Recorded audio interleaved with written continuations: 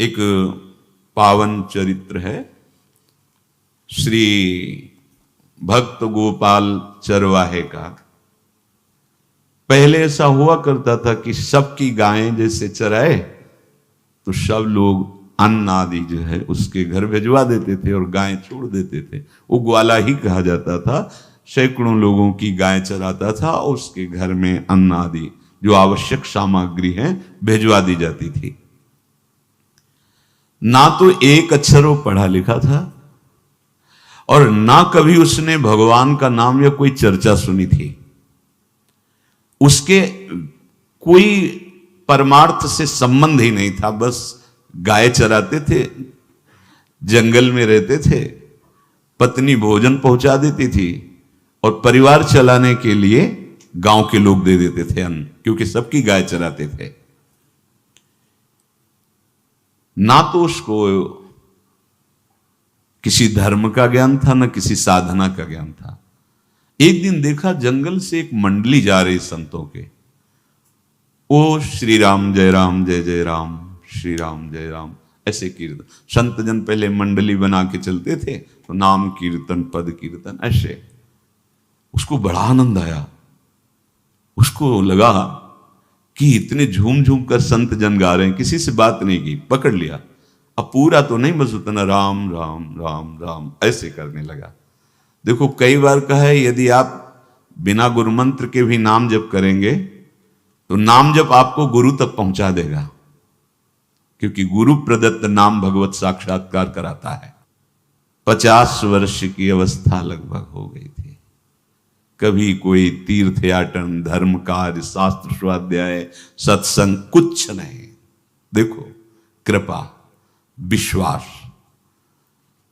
अब वो अलौकिक ढंग से नाम में मिठास लगने लगी उसको। तो जोर जोर से कभी कभी नाच पड़ता, चरवाहा है ना, गाता, तो और जो लोग थे उसका उपहास करते। अरे नरक में भी ठौर नहीं मिलेगी, जिंदगी में कुछ पुण्य नहीं किया, ये ऐसे लोग बहुत उपहास करने वाले। ऐसे करने से क्या मिलेगा, नाम से कुछ हो जाएगा। उसने कहा हमने तो कभी सोचा ही नहीं कि कुछ होगा, हम तो ऐसे ही गा रहे हैं। पर ये लोग उपहास कर रहे हैं, क्या गलत है क्या ऐसा गाना? जब तक दृढ़ ज्ञान नहीं होता तब तक माया फिसला सकती है। उसने कहा कि हम किसी लाभ के लिए, बैकुंठ जाने के लिए या कोई लाभ के लिए नहीं जपते, हमें तो अच्छा लगा, वो गा रहे थे संत जन तो हम गाने लगे। क्या सही में आप लोग समझते हैं कि ये गलत है? उनका तुम मूर्ख हो, तुम्हारी क्या समझ में आए? और उपहास करते उसका। उसके मन में एक बात आई, कोई ये प्रमाण दे दे मुझे कि ये जो मैं संतों के मुख से सुना नाम, ये परम सत्य है, ये परम सुखकारी है और इससे क्या वैकुंठ मिल जाएगा? कोई तो मिले मुझे। और जब किसी के हृदय में ऐसी आकांक्षा होती है तो वही मिल जाते हैं जो सबके हृदय की जानते हैं। एक दिन उसने देखा जब लोग दिल्ली की हंसी मजाक कर रहे थे, उसी समय एक लंगोटी पहने हुए, हाथ में कमंडल और दंड धारण किए हुए कोई वीतराग परमहंस दौड़ा, चरणों में गिर गया। महाराज महाराज, बस एक बात आप बता दीजिए, जो हम राम राम कह रहे हैं, ये लोग उपहास करते हैं, क्या इससे हमारा कल्याण हो जाएगा, वैकुंठ मिल जाएगा? तो उन्होंने कहा बेटा ये बहुत मंगल में भगवान का नाम है, पर हमें लगता है कि तुम्हें गुरुदेव की आवश्यकता है। यदि तुम गुरु कृपा पात्र बन जाओ तो इन उपहास करने वालों की बातें तुम्हारे मन में नहीं लगेंगी और निश्चित तुम्हें भगवत साक्षात्कार हो जाएगा। तो पैर पकड़ लिया और कहा महाराज आप ही गुरु बन जाओ ना हमारे, आप ही हमें मंत्र दे दो। तो उन्होंने कहा हम तो तीर्थ यात्रा में हैं, ऐसा हम नहीं कर सकते, पर यदि तुम भगवान से प्रार्थना करोगे तो तुम्हारे कल्याण के लिए सदगुरु प्राप्त हो जाएगा। इसलिए जैसे कोई पूछते किसको सदगुरु बनाऊं, तुम कहते किसी को नहीं, पहले भगवान को मानो, श्री हरि को, जगत गुरु श्री कृष्ण को, फिर उनसे प्रार्थना करो कि यदि आप आवश्यक समझते हो कि सदगुरु के रूप में आप आकर के हमारा कल्याण करेंगे तो मुझे पहुंचा दो, या आप स्वयं आ जाओ। मैं नहीं खोज कर पाऊंगा, मेरी वो दृष्टि नहीं है कि मैं किसी महापुरुष को पहचान सकूं। मैं तुमसे सत्य कहता हूं, सदगुरु की जो शरण में हो गया तो उसके जीवन नौका की डांट सदगुरु अपने हाथ में ले लेते हैं। फिर उसको कोई भय, कोई उपहास, कोई लज्जा नहीं सताती। वो सुख पूर्वक इस दुखद अपार संसार समुद्र से पार हो जाता है। पर बेटा, तेरे ऊपर भगवान की बड़ी कृपा है, क्योंकि तू संतों को मानता है। तू मेरी बात पर विश्वास कर ले, अंदर से तू एकांत में रो, तुझे सदगुरु मिल जाएंगे। अब ऐसा कहकर वो अपने राह में चले तीर्थ यात्रा के लिए। अब वो खोजता, एकांत में बैठकर देखता। कभी कभी वो पेड़ पे चढ़ जाता कि कोई संत तो नहीं आ रहे हैं। अब उसके लिए वहां भोजन पहुंच जाता, पाता, गाय देखता और बस खोज करता कि सदगुरु आ जाए, सदगुरु आ जाए। बहुत समय व्यतीत हुआ, पर उसका विश्वास नहीं टूटा कि संत ने कहा था कि तुम भावना करो कि सदगुरु आ जाएंगे। भगवान सदगुरु बन करके आ गए। वही है सदगुरु। देखा सामने से बड़े तेजस्वी महात्मा बड़े तीव्र गति से आ रहे हैं। वो दौड़ा, गुरुदेव गुरुदेव, चरणों में लौट गया। चरणों में जे ही गिरा तो एक बिजली सी दौड़ी उसके हृदय में। अब बात बन गई, गुरु मिल गए। वो खड़े हो गए। देखते ही सात्विक भाव उत्पन्न हो रहा है, आंसू निकलने लगे। देखते ही मन में आया कि जो संत कह रहे थे सदगुरु मिल जाएंगे, यही हमारे सदगुरु हैं। हृदय में उत्साह, आतुर आवाज, प्रभु मुझे भवसागर से पार करने वाला गुरु मंत्र दे दो। ऐसे थोड़ी दीक्षा दी जाती कि गली चलते दी जाए, दूंगा। जा पहले स्नान करके आ, फिर एकांत स्थान में बैठेंगे, फिर तेरे को उपदेश देंगे। बोला महाराज, मैं जंगली आदमी हूं, गाय चराता हूं, हमारा घर बार से कोई आना जाना नहीं, यही भोजन आ जाता है। संत ने कहा अच्छा स्नान करो। स्नान करके आए, एक पेड़ के नीचे। भाई मैं तुझे कुछ नियम दूंगा, कुछ शर्त। तो महाराज गंवार आदमी है, ना हम आपका कोई नियम पालन कर पाएंगे, ना कोई व्रत पालन कर पाएंगे, ना कोई साधना कर पाएंगे। आप देख लो हमारी हालत। 50 साल का हूं, पढ़ा लिखा बिल्कुल नहीं, कोई धर्म कर्म नहीं जानता, गाय चराता हूं।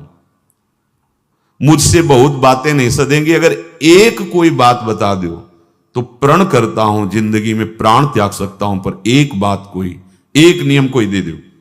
हमें बहुत नियम तो नहीं समझ में आएंगे, एक कोई बात बता दो कि ऐसा कर लेना और मंत्र जपना, तो हम प्राण त्याग सकते, पर आपकी आज्ञा उल्लंघन, पर बहुत हम बातें नहीं मान पाएंगे क्योंकि हमारे इतना ज्ञान नहीं है। गोपाल के वचन सुन करके बहुत प्रसन्न हुए संत भगवान। एक नियम तुझे देता हूं, हमारे आराध्य देव श्री कृष्ण हैं, गोविंद हैं। आज से तुम्हारे आराध्य देव गोविंद हुए, हां श्री कृष्ण हुए। बिना उनको पवाए तुम्हें पाना नहीं है, बस यही तुम्हारे लिए नियम है। तुम्हारे पास जो आवे, सूखी रोटी, दूध, छाछ, जो भी, बिना उनको पवाए पाना नहीं है। सीधा सरल आदमी। गुरुदेव प्राण चाहे चले जाएं, बिना उनको पवाए आज के बाद कभी जिह्वा पे कुछ नहीं जाएगा। ऐसा गुरुजन आदेश करते हैं वैष्णव मार्ग के पथिकों को कि जल भी बिना अर्पित किए मत पियो। अगर आप बिना अर्पित किए पीते हैं तो आपकी बुद्धि में इष्ट देव के प्रति ममत्व तो नहीं आ पाएगा, नहीं आ पाएगा। अब तो गोपाल नाच पड़ा कि गुरु मिल गए, गुरु मंत्र मिल गए और इष्ट का पहचान मिल गई। उसी समय घर से भोजन आया, वही कभी चटनी रोटी, ऐसे ही बैठा एकांत वृक्ष के नीचे। आओ गोविंद भोग पाओ। अब गोपाल विचार में लगा कि आ तो रहे हैं ही नहीं, और गुरुजी ने कहा बिना पवाए पाना नहीं। पूरा दिन व्यतीत हो गया।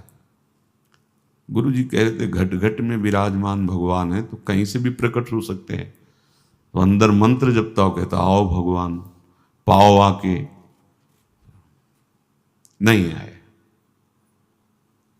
महाराज हमारे गुरुदेव ने आपका ध्यान जो बताया था वैसे ही आओ, आप पाओ आकर के। रात्रि हो गई, देखा पर वो नहीं आए तो भोजन उठाया, गाय को पवा दिया। तो बहुत सी गायें थी, भूखा रह गया। दूसरे दिन फिर भोजन आया, एक पत्ता टोरा, जल से छिड़का पत्ते में और भोजन रखा। भगवान को फिर पुकारा, आओ प्रभु। गुरुदेव ने आज्ञा की, बिना आपको पवाए हम अपनी जबान में नहीं रख सकते। शाम हो गई, रात्रि हो गई, फिर गौ को दे दिया, नहीं पाया।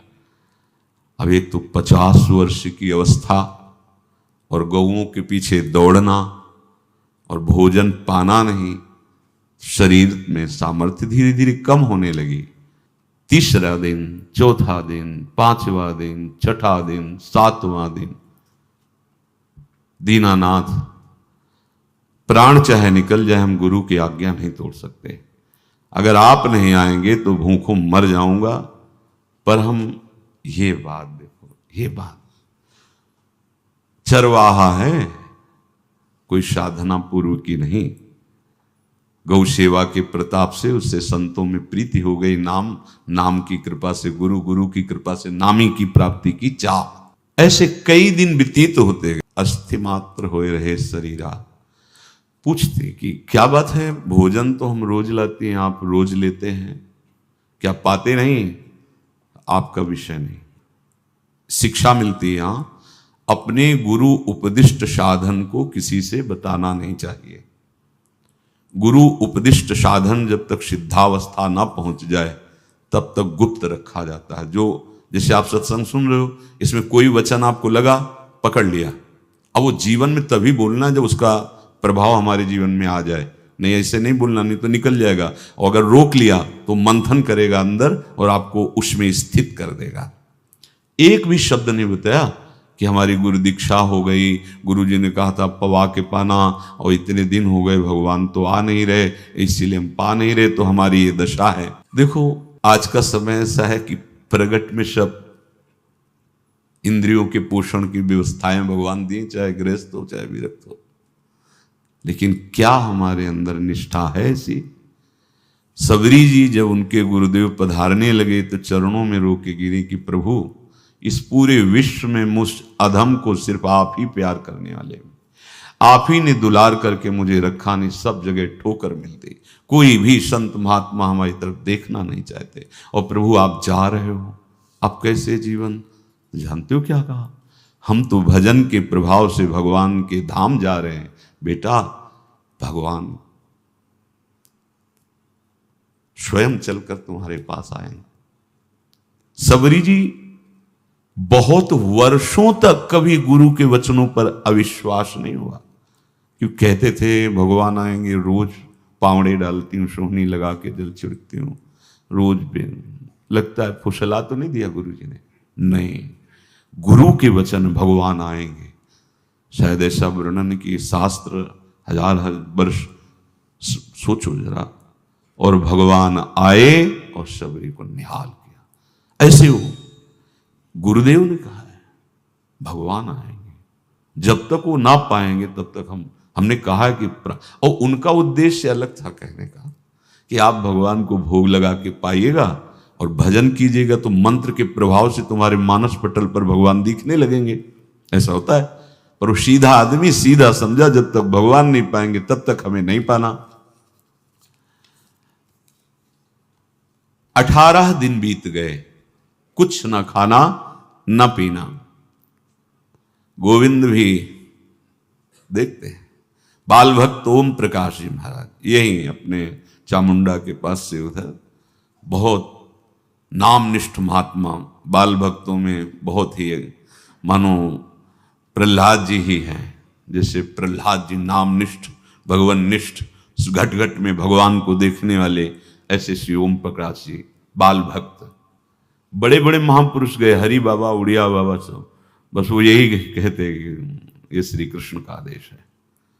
फिर शायद 50 के भी ऊपर दिन गए थे, ऐसे 70 दिन तक उस महापुरुष ने कुछ नहीं खाया, सशरीर अंतर्ध्यान हुए।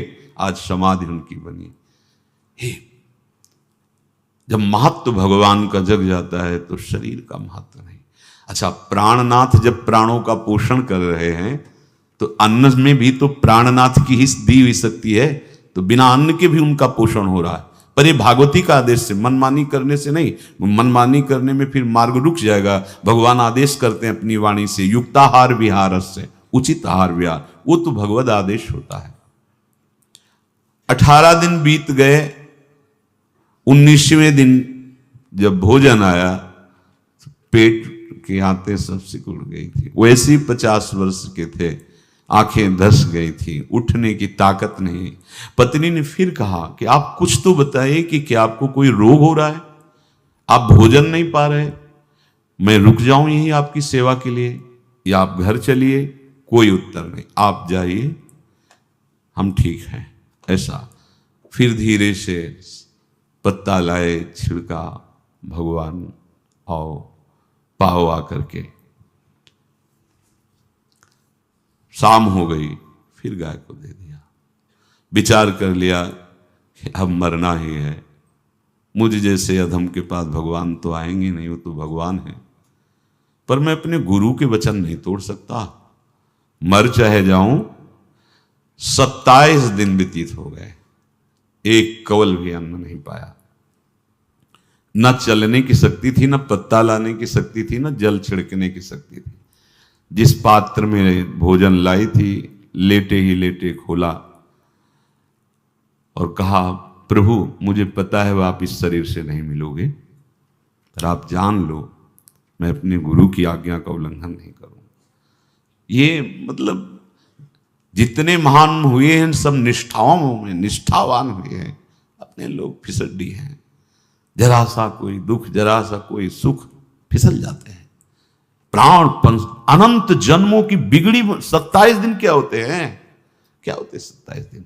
अनंत जन्मों का जमा कूड़ा करकट भगवान साफ कर रहे हैं। ये जो तन्मयता, गुरु निष्ठा, जो प्राण भूख से व्याकुल, सब भस्म हो रहे हैं पाप अनंत जन्मों के। अनंत जन्मों, जैसे हम सोचे कि भगवान इतने निर्दयी कैसे हैं? नहीं निर्दयी, आत्मा को कुछ फर्क नहीं पड़ता। और शरीर ने जो किए हैं जन्म जन्मांतरों के, वो निष्ठा के कारण दुख नहीं पहुंचेगा।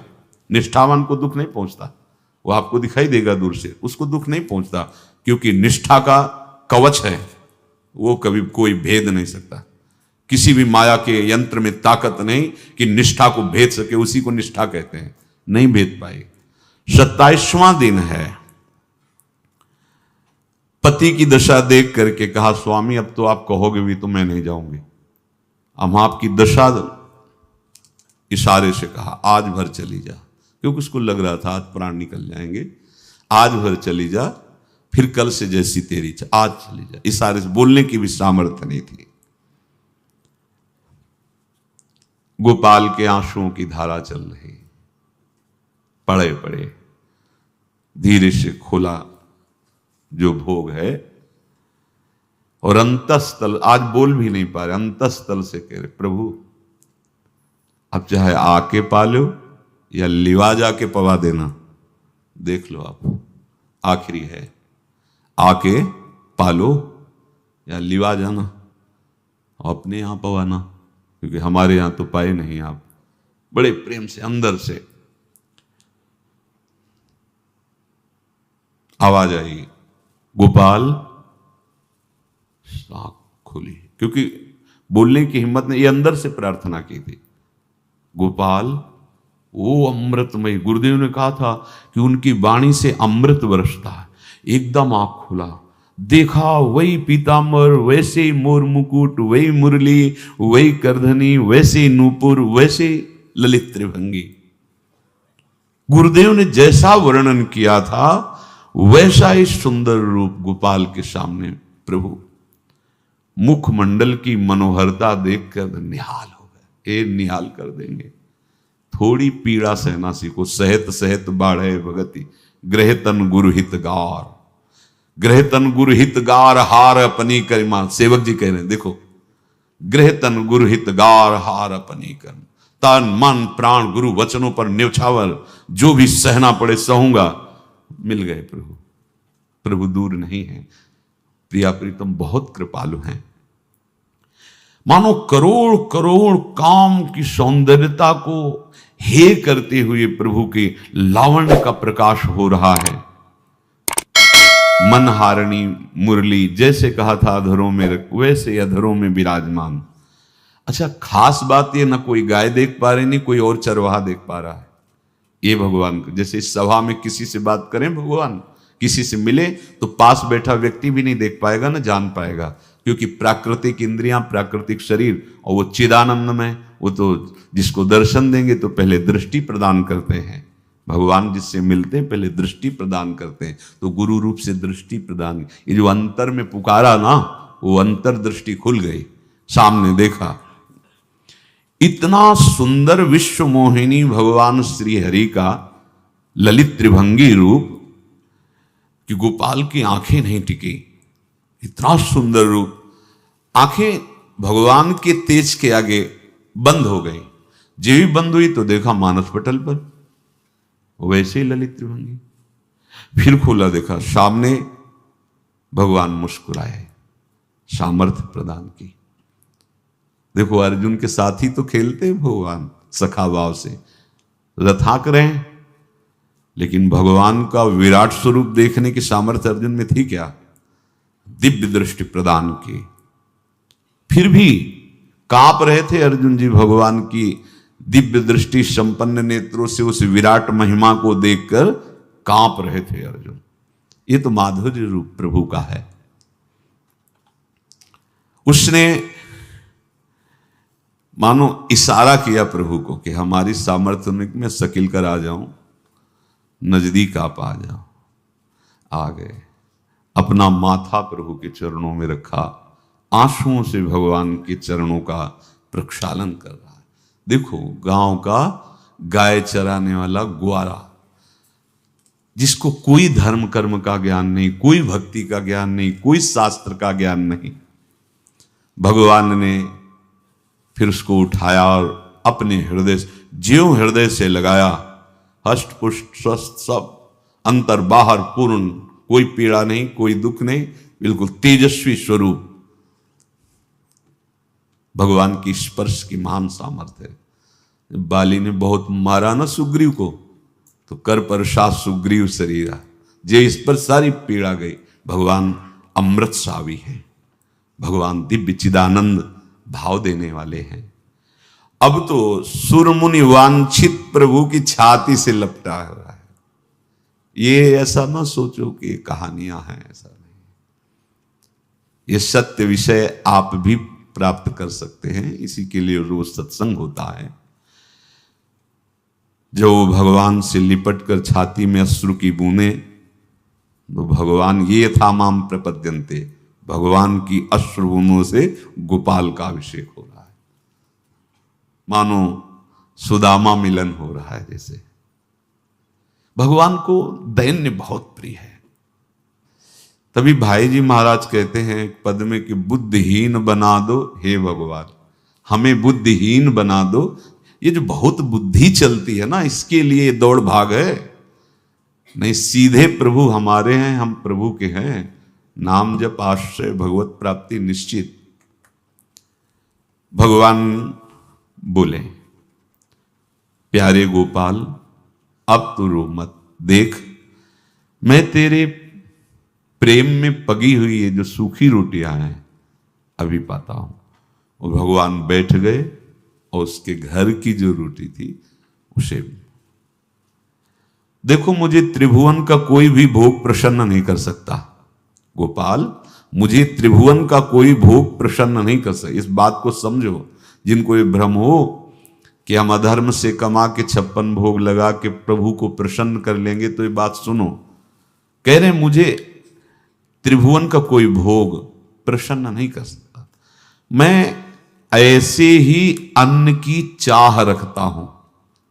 भगवान के वचन, जैसे दुर्योधन का महल का सब वैभव त्याग के, स्वागत ठुकरा के और विदुरानी जी के हाथ का छिलका पाया।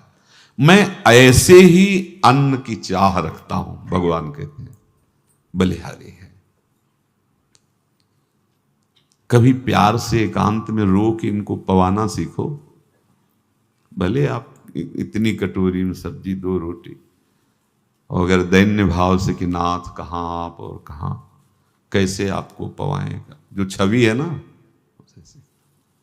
पंखा करते जाओ ऐसे बीच बीच में जल पिला, देखो ना, ये था माम प्रपद्यन्ते तास्तते भजम। आप जैसा मानोगे वैसा ही वो व्यवहार करेंगे, पक्का समझ लो।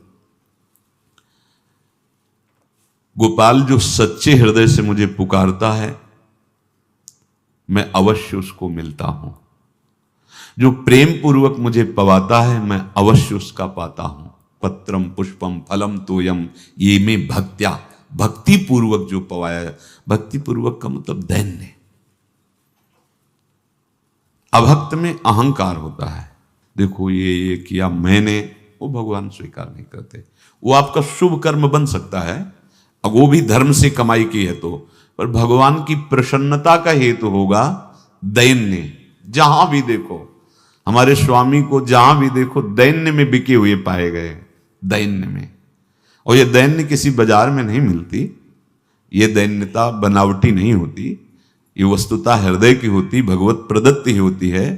पर जो संत सदगुरुदेव की आज्ञा का अक्षरशः पालन करे तो इस दैन्य का निश्चित प्रादुर्भाव हो जाएगा, अहंकार गलित हो जाएगा। वत्स, मैं किसी भी वस्तु का कभी भूखा नहीं हूं। मानो गोपाल के बहाने से हमको समझा रहे हैं, क्या चाहिए भगवान को, क्या चाहिए? कुछ भी कर लो, माना कि तुम तात्कालिक वर्तमान दुख को मिटा सकते हो, तात्कालिक, लेकिन संपूर्ण दुखों को मिटाने के लिए हरिनाम गरज रहा है, राधा नाम गरज रहा है। आपसे प्रार्थना है, समझो इस बात को।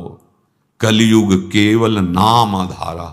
देखो, सुन के राम राम शुरू किया, मिल गए सिद्ध सदगुरुदेव, दे दिया मंत्र, बता दी निष्ठा, और मिल गए भगवान।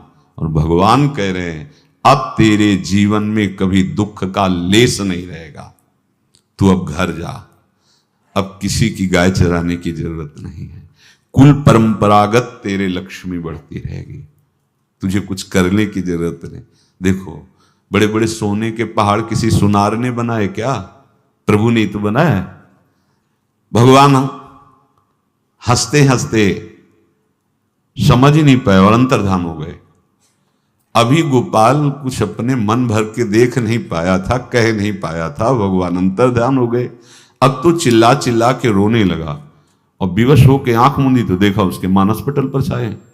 अब तो राजी हो गया कि ये मेरे प्रभु ऐसी जगह विराजमान हो गए, कोई देख नहीं पाएगा, हम रोज बात करेंगे, रोज दर्शन करेंगे। नारायण या गौर श्याम को हृदय निकुंज बसइए। तो इसलिए धैर्य धारण करके, कितना भी कष्ट हो, अब पीछे मत हटो, फिसलो मत। माया अपने पार्षदों को भेजेगी। प्रभु का चिंतन छूटे वो कुछ भी स्वीकार नहीं। प्रभु का चिंतन होते हुए जो हो रहा है उनका सृष्टि का कार्य है, जो जो जिसको सेवा दी हो रहा है। हमारा प्रभु का आश्रय अगर बदला किसी व्यक्ति का आश्रय या किसी अन्य का आश्रय, बहुत घाटा हो जाएगा। अपने इस मन को देखते रहिए कि प्रभु को प्रथम नंबर में रखता है या द्वितीय नंबर में। हमें तो लगता है हो सकता है चौथे पांचवें नंबर पे रखता हो।